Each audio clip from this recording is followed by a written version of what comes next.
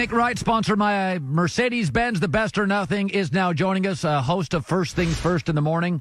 All right, let's start with Gronk. I think he's a 6'6" binky. He's the big pacifier. He's comfort as Tom Brady goes on the road. I do think it matters. I said this, the Miami Heat. Mike Miller may have only had 3 or 4 big shots in a playoff series.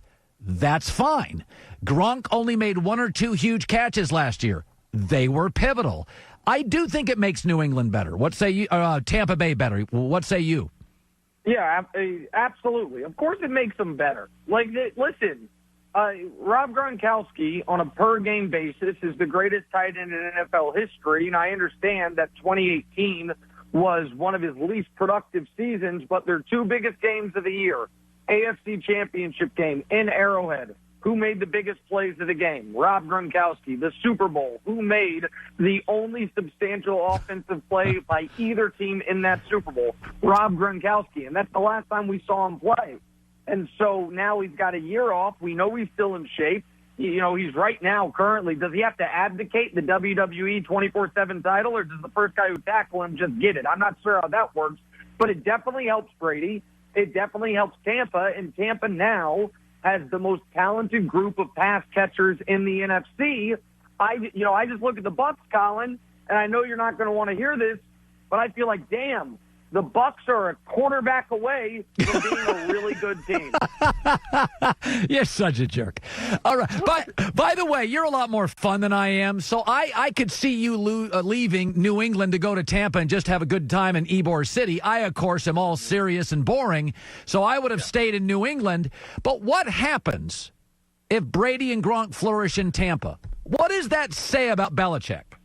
Well, that is such a fascinating question. But first of all, I love the initial premise because, if only we lived in a universe where one could envision possibly Colin Cowherd leaving a cold weather northeastern city for a warmer weather, better city with, maybe a more laid back corporation. Yeah. I can't imagine that ever actually happening, but maybe one day we could.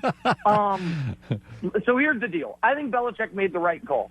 I think Belichick made the right call on Brady, and he will be proven correct. However, I have been wrong before. It's rare, but it happens. If Brady and Gronk are awesome this upcoming year, then what it means for Belichick is this. The 2 greatest New England Patriot players ever, both of whom ostensibly would have always wanted to play for the Patriots had they been treated or respected a certain way, are thriving elsewhere because Belichick didn't want them anymore. Belichick tried to trade Gronk 2 years ago, and it took Gronk threatening to retire to nix that. Tom Brady desperately wanted a contract extension year after year, and Belichick wouldn't give it to him. If they're awesome this year, not only will it look bad for Belichick in 2020, but retroactively, Colin, more and more people will blame Belichick for the failures of 2019. The failures of the offense in 2019, which I have laid at the feet mostly of Brady, but many people have laid at the feet of his weapons.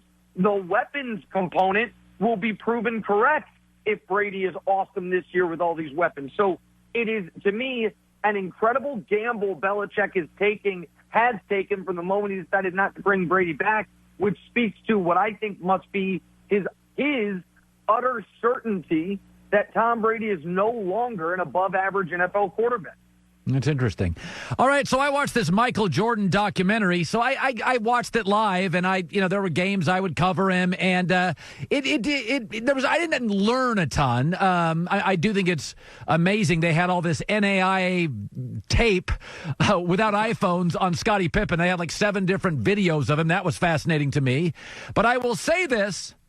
I know you like LeBron, but that confrontational alpha male MJ thing, current NBA players bothered by tweets, it's hard not to look at that doc and think Michael's he is above it all. He is very alpha. You know what? Boy, if I'm going either way, I think I like Michael more today. What's your take on that? Yeah, so listen, I think the doc is tremendous, and I think it speaks to the folks that are in the Jordan is the GOAT camp, their natural insecurity that they couldn't watch a 2-hour documentary on Michael Jordan without immediately thinking of the actual GOAT LeBron James. Yeah. So my takeaways were slightly different. Okay. One of them was, I didn't know Jordan hit a buzzer beater to win the championship as a freshman. I knew he had a jump shot with about 20 seconds left, but in the documentary, that was a buzzer beater. Yeah. Walk-off shot. Now, that's not actually what happened, but hey, through the lens of history, things change. But my bigger takeaway was this, Colin, and I said this on the television show, and I will say it again, and I say it with no disrespect to present company. My biggest takeaway from the doc was old people be lying. And by that, I mean this. I am told by the older generation that the bane of the NBA's existence is Zion Williamson coming back from an injury and being on a minutes restriction. Then I watch a Bulls game in 1986, and Michael Jordan was on a seconds restriction. The GM came down and said, don't you dare put him back in. I'm told the worst thing that ever happened to the NBA was teams tanking. And then I watch a documentary, and in 1986, there was talk of the Bulls tanking out of the playoffs. And I am told that in this alpha male era, Jordan dominated, that today's players couldn't hack it in. It's because today's players are too friendly. AAU culture and all that. And then I see in 1986, Michael Jordan was golfing with Danny Ainge in between playoff games. And I say, oh, what's old is new, what's new is old, and these old people that are yearning for yesteryear of walking 5 miles uphill in the snow both ways, they just been lying the whole time.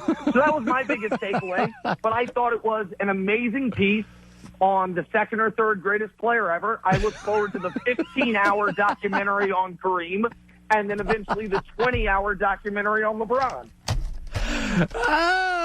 Okay, I am Nick Wright joining us. So, I am a believer in if you can pay your mortgage and pay for your kids' college and put some money away for retirement, and you still have money left over, then you know what? You owe it to yourself to put a little money in a startup company with a big risk, but a big reward. The Miami Dolphins have solved some of their defensive stuff. They have momentum. The coach is going to be there for a while. They have now, 14, 15 picks. 3 in the first round, multiple in the first and second round next 2 years. 9, I think.